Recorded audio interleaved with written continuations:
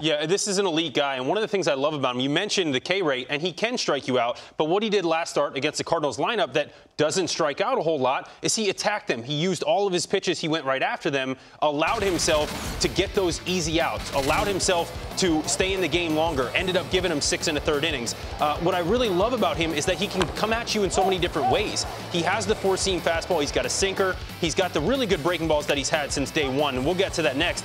But I love the fact that he has become the type of guy who can attack you in the zone and make you swing the bat if he needs to, but then has the ability to, of course, eventually generate some swing and miss. Here you're seeing it with the Cardinals. I mean, it was just a showcase of how to go about an outing when you know your team needs length.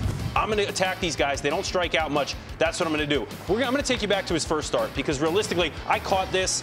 This was a big moment for him. Obviously, this is very close to his hometown in Atlanta.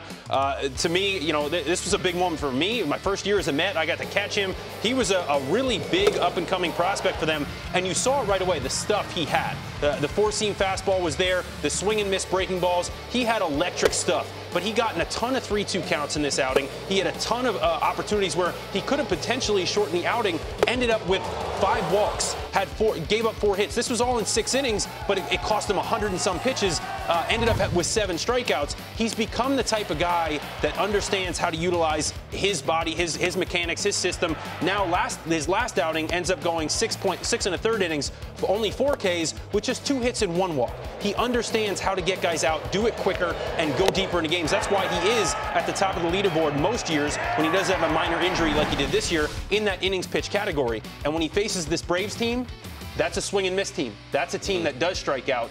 This is when he can showcase that side of his game. And that's what I really love about him. He's kind of become this pitcher who can take whatever opponent he's facing and really use their weaknesses against him because he has strengths in so many different areas, particularly mentally and the way he can attack you. So at a young age when you were catching him, did you see him evolving into this type of pitcher?